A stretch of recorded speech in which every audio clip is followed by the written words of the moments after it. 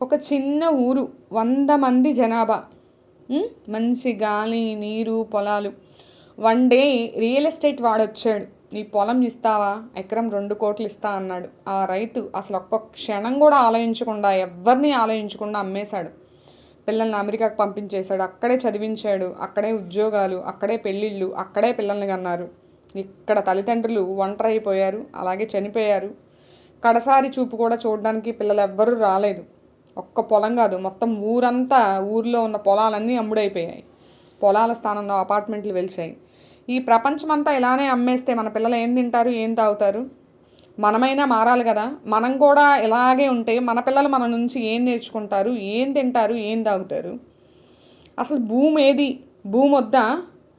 పాడి పంట చేయటానికి భూమి వద్దా? భూమి లేకుండా పంటలు ఎక్కడ పండుతాయి? ఏం తింటారు?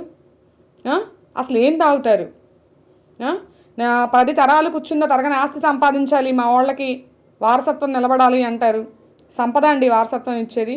భూమిని ఇవ్వాలండి, భూమి ఆరోగ్యం ఇవ్వాలి.